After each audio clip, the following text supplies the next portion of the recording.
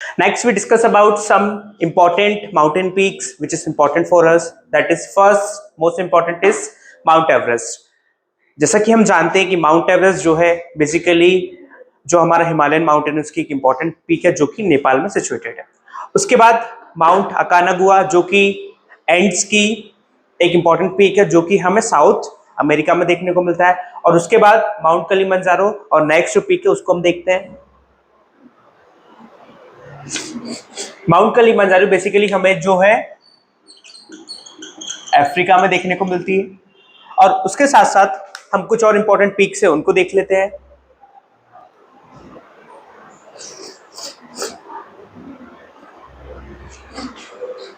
अगर इंडिया के कंटेक्स्ट में अगर हम बात करें तो माउंट कंचनजंगा जो कि हमारे लिए इंपॉर्टेंट है which is situated in Sikkim, also important.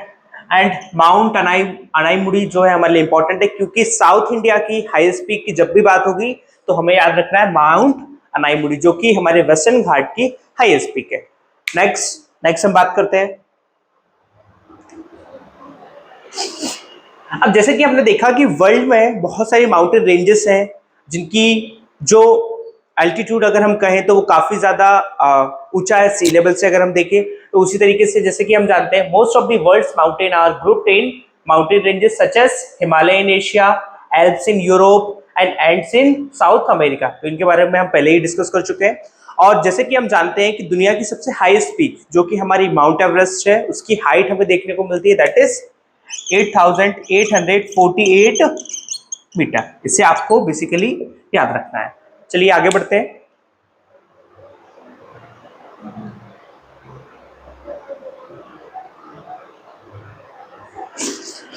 अब ये जो पैराग्राफ पूरा लिखा है इसके बारे में हम पहले ही डिस्कस कर चुके हैं। जैसे माउंट एवरेस्ट जो कि कहां पर सिचुएटेड है बेसिकली हमें नेपाल में देखने को मिलता है। एंड नेक्स्ट अगर मैं बात करूं कंचनजंगा जो कि हमें बेसिकली इंडिया का जो सिक्किम है वहां पर देखने को मिलता है। तो ये सारी चीजें हमारे लिए इंपॉर्टेंट है और यही पहले हम डिस्कस कर चुके हैं। चलिए आगे बढ़ते हैं।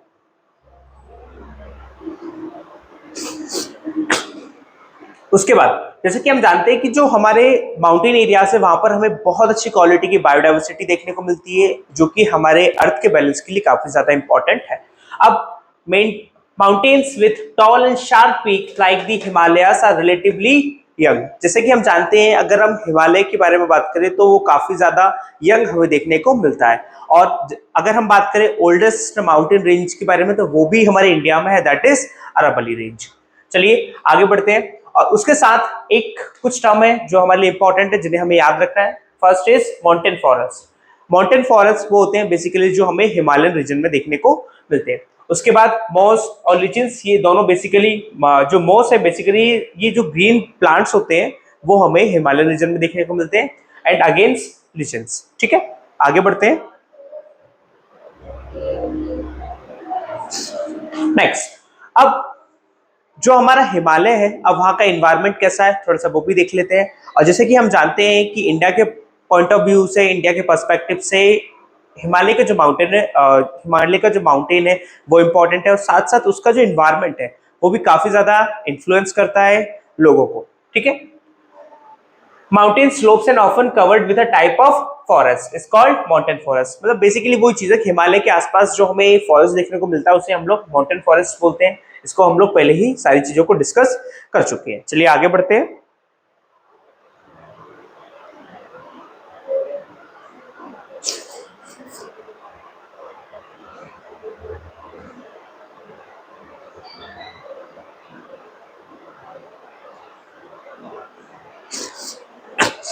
अब कुछ एनिमल्स है जो हमारे लिए इंपॉर्टेंट है। First is peregrine falcon. Falcon I hope कि फैल्कन वर्ड से आपके माइंड में एक फाइटर जेट का जो फाइटर जेट है उसका नाम आपको याद होगा that is F-16। Second is Himalayan tahr जो हमें हिमालयन रीजन में देखने को मिलती है। Mountain hare, golden eagle and Canadian lynx. तो ये सारे ही जो एनिमल्स है बेसिकली हमें माउंटेन रेंजेस में देखने को मिलते हैं across the world. Next discuss करते हैं। उसके बाद जैसे कि हम जानते हैं कि हमारी बहुत सारी जो रिवर्स है वो बेसिकली ग्लेशियर्स से उनका ओरिजिन हमें देखने को मिलता है और जो ग्लेशियर है हमें माउंटेन रेंजेस में और स्पेशली हिमालयन रीजन में देखने को मिलते हैं। एंड जब भी हम बात करेंगे हिमालयन रीजन की या ग्लेशियर्स की, तो हमें जो है, जो हमारी गंगा रिवर है, बेसिकली जो हमारी गंगा रिवर है, इंडिया की लार्जेस्ट रिवर, उसका ओरिजिन पॉइंट जो कि गंगोत्री है, उसे हमें याद रखना है। ठीक है, Himalaya is the Himalaya is the Indian name of the largest river, जिसके बारे में हम जानते हैं, जो कि हमारी गंगा है, जो कि कहां से निकली, हमें गंगोत्री ग्लेशियर से देखने को मिलता है। ठीक है, ये हमारे लिए इंपॉर्टेंट है। और दूसरी इंपॉर्टेंट चीज हमारे लिए ये है कि ये जो गंगा रिवर जहां जहां फ्लो करती है, वहां पर एक प्लेन एरिया बनाते हुए चलती है, और उसके साथ साथ वहां की जो सॉइल देखने को मिलती है वो काफी ज्यादा फर्टाइल होती है। तो ये हमारे लिए इंपॉर्टेंट है। नेक्स्ट आगे बढ़ते हैं।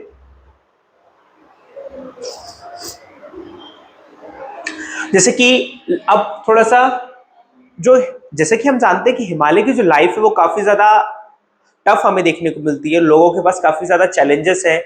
और उसके साथ साथ जैसे कि हम जानते हैं कि माउंटेन का जो टेरेन होता है, टेरेन मतलब बेसिकली एक पीस ऑफ लैंड जो होता है, बेसिकली वो वहां पर काफी हमें रफ देखने को मिलता है, क्योंकि वहां पर कंस्ट्रक्शन करना इतना आसान नहीं हो पाता है। और आए दिन हमें बहुत सारी चीजें देखने को मिलती है, चाहे वो लैंडस्लाइड्स हो, एवलांचेस हो। सो ये बेसिक चीजें हैं। ठीक है, आगे बढ़ते हैं। उसी के साथ साथ अब यहां पर आपके लिए एक टर्म मेंशन है जो कि आपके लिए मोस्ट इंपॉर्टेंट होने वाला है, that is valley. Whenever we talk about valley, so एक फेमस वैली जिसे हम लोग कश्मीर वैली के नाम से भी जानते हैं, और जो एमपी में रहते हैं उन्हें चंबल वैली के बारे में पता है। सो वैली होता क्या है? वैली एक लोअर एरिया होता है हिल्स और माउंटेन्स के बीच में। ये हमें याद रखना है। और उसके साथ साथ कुछ ऐसे भी लोग हैं जो जिनके बारे में हमें याद रखना है, और जो हमेशा ही हमारी यंग जनरेशन के लिए एक इंस्पिरेशन का जिन्होंने काम किया है। इनमें सबसे पहले हमें देखने को मिलती है बिचेंद्री पाल। बिचेंद्री पाल, जैसे कि हम इनके बारे में जानते हैं, she was the first women to climb Mount Everest. और उन्हीं के बाद जो हमारी सेकेंड इंपॉर्टेंट एक इंस्पिरेशनल रही है, दैट इज अरुणिमा सिन्हा। इनके बारे में हम जानते हैं, और बच्चों को टेक्स्ट बुक में भी इनके बारे में पढ़ाया जाता है कि इनके साथ जो भी इंसिडेंट्स हुआ, उसके बाद इन्होंने माउंट एवरेस्ट को जो भी क्लाइम किया। तो ये सारी चीज हमारे लिए इंपॉर्टेंट है। चलिए आगे बढ़ते हैं।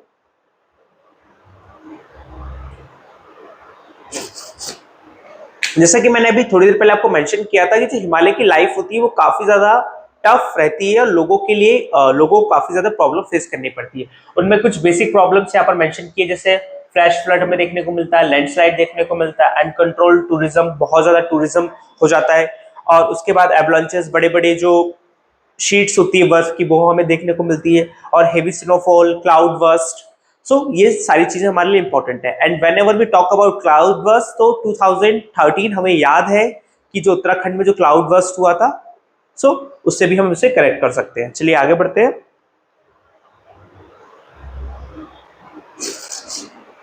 अब माउंटेन के बाद डिस्कस करने के बाद अब हम चलते हैं हमारा जो सेकंड लैंडफॉर्म है, दैट इज प्लेट्यू। अब प्लेट्यू क्या होता है? बेसिकली हम प्लेट्यू के बारे में जानते हैं। प्लेट्यू एक हाई एल्टीट्यूड का एरिया होता है, जिसके आसपास का जो एरिया होता है वो एकदम फ्लैट हमें देखने को मिलता है। And when ever we talk about plateaus, हमें जो इंडिया में हमें दो फेमस, इंडिया में वैसे तो बहुत सारे प्लेट्यूज हैं, बट कुछ फेमस प्लेट्यूज हैं जिन्हें हमें याद रखना है, जिसमें सबसे पहला हमें छोटा नागपुर प्लेट्यू देखने को मिलता है। अगर सदर्न इंडिया की बात करें तो हमें जो है पेनिनसुलर प्लेट्यू, और उसके अंदर ही हमें डेक्कन प्लेट्यू देखने को मिलता है, जो कि मिनरल्स के पॉइंट ऑफ व्यू से और मिनरल्स के पर्सपेक्टिव से काफी ज्यादा रिच माने जाते हैं। ठीक है, ठीक है। और उसके बाद ही जैसे a plateau is a landform that rises from up the surrounding lands and has more or less flat surface. इसके बारे में हम जानते हैं। अब उसके साथ साथ हमें कुछ कुछ प्लेट्यूज जो है उनके बारे में हमें याद रखना है, जिसमें सबसे ज्यादा इंपॉर्टेंट जो है दैट इज तिब्बतन। यहाँ पर मेंशन भी है, the Tibetan plateau has the average, जिसकी हाइट हमें बहुत ज्यादा ऊंचाई पे जो हमें देखने को मिलता है, जो कि तिब्बत में सिचुएटेड है, और इसे हमें याद रखना है। और जैसे कि हम यहाँ पर मेंशन भी है आपको, the Deccan plateau of central and south India is the one of the oldest plateau in the world, जो कि काफी ज्यादा इंपॉर्टेंट हमारे लिए है। आगे डिस्कस करते हैं।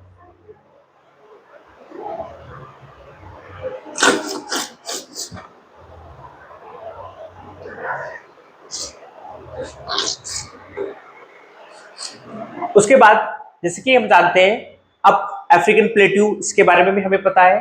अफ्रीकन प्लेट्यू और जितने भी सारे प्लेट्यू, अगेन मैं फिर से कह रहा हूँ, ये जितने भी सारे प्लेट्यूज है ये मिनरल्स रिच होते हैं, चाहे वो इंडिया में हो या इंडिया के बाहर हमें देखने को मिलते हैं। अब प्लेट्यू के आसपास जो इन्वायरमेंट है वो भी काफी अच्छा हमें देखने को मिलता है। और जैसे अगर मैं स्पेशली साउथ इंडिया की बात करूं तो साउथ इंडिया में जैसा कि हम जानते हैं पेनिनसुलर प्लेट्यू के आसपास हमें वेस्टर्न घाट और ईस्टर्न घाट दोनों ही देखने को मिलते हैं, जो कि हमारे लिए एक इंपॉर्टेंट है। अब उसके साथ साथ जैसे कि हम जानते हैं जो प्लेट्यू एरियाज होते हैं वहां से उस जगह से काफी ज्यादा जो रिवर्स है उनका ओरिजिन भी हमें देखने को मिलता है। And when I talk about छोटा नागपुर प्लेट्यू, तो वहां से एक फेमस रिवर जिसका ओरिजिन होता है दैट इज दामोदर रिवर, जिसे हमें याद रखना है। ठीक है, अब आगे चलते हैं। ठीक है,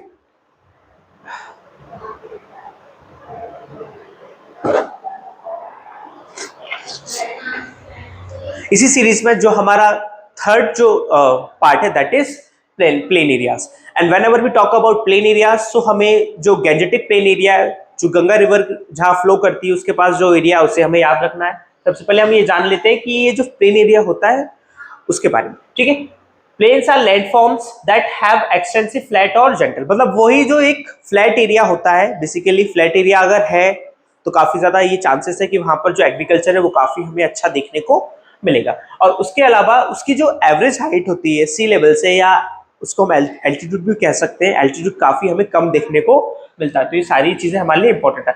अब ये जो मैप है ये काफी ज्यादा इंपॉर्टेंट होने वाला है आपके लिए, क्योंकि पहले आप इसमें देखिए कुछ जो फेमस माउंटेन रेंजेस है, जैसे हमारी अरल हो गई, ठीक है, उसके बाद हिमालयन हो गई, उसके बाद रॉकी, एंड्स और एटलस, ये सारी हमारे लिए इंपॉर्टेंट होने वाली है। और आपको ये जो ग्रीन कलर में जो दिख रहा है दैट इज आपके जितने भी जो प्लेन एरियाज है वो हमें देखने को मिलते हैं। इंडिया में या वर्ल्ड में जितने भी प्लेन एरियाज है वहां पर जो हमें एग्रीकल्चर की प्रोडक्शन काफी अच्छी देखने को मिलती है। तो उस पॉइंट ऑफ व्यू से ये जो मैप है ये हमारे लिए इंपॉर्टेंट होने वाला है। चलिए आगे बढ़ते हैं।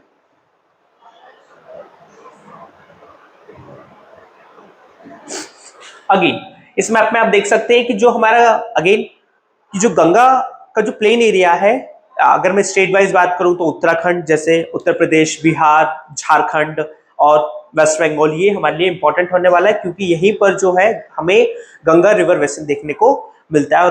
और वहां पर जो हमें सॉइल देखने को मिलती है दैट इज एलुवियल सॉइल। ठीक है, आगे बात करते हैं।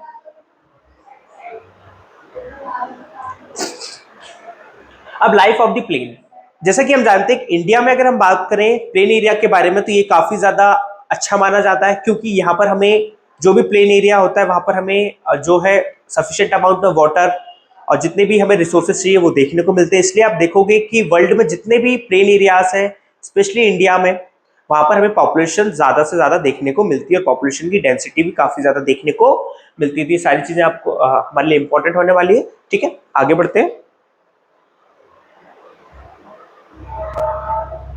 ठीक है, आगे यहां पर आप देख सकते हैं ये एक टूरिस्ट प्लेस है जिसके बारे में हम सभी जानते हैं। ठीक है, अब उसके बाद जैसे कि हमने पहले भी डिस्कस किया, जितनी भी रिवर्स है जो फ्लो करती है वो रिवर्स अपने साथ साथ बहुत सारी चीजों को लेके आती है, जिसको हम लोग दो तरीके से समझ सकते हैं। पहला तो डिपोजिशन के तरीके से उसको हम समझ सकते हैं। ठीक है, डिपोजिशन के साथ वो अपने साथ बहुत सारी चीजों को लेके आती है, और उसके साथ साथ ये जो रिवर्स होती है ये फार्मिंग के पॉइंट ऑफ व्यू से काफी ज्यादा इंपॉर्टेंट होती है, क्योंकि इसे हम लोग बेसिकली इजीली इरिगेशन में यूज कर सकते हैं। ठीक है, इसके बाद in this chapter we explore the three main landforms. इस चैप्टर में हमने जो तीन लैंडफॉर्म्स थे, जो हमारे माउंटेन्स थे, जो हमारे प्लेट्यूज थे और जो हमारे अभी प्लेन एरिया जिनके बारे में हम डिस्कस कर रहे हैं उनको हमने देखा। और उसके साथ साथ एक वर्ड हमें और देखने को मिलता है दैट इज रिसाइलेंस। रिसाइलेंस मतलब the capacity to meet challenges and difficulties adopted to them. मतलब रिसाइलेंस का मीनिंग होता है कि जो भी चैलेंजेस हमें उस जगह पे देखने को मिलता है। ठीक है, आगे बढ़ते हैं।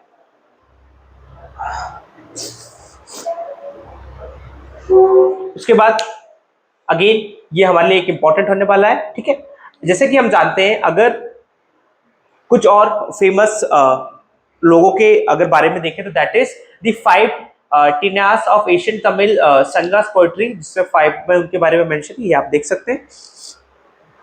आगे नेक्स्ट हम आगे बढ़ते हैं।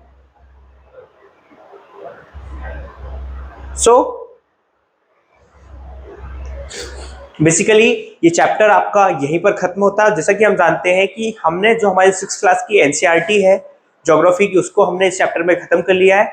अब आपको इसके साथ मैं आपको होमवर्क भी देके जाता हूं। आपको एक 200 वर्ड्स का एक आंसर लिखना है, जिसमें आपको बताना है कि जो गैंजेटिक प्लेन एरिया है वो इंडिया की इकोनॉमी के पॉइंट ऑफ व्यू से क्यों हमारे लिए इंपॉर्टेंट है। So thank you.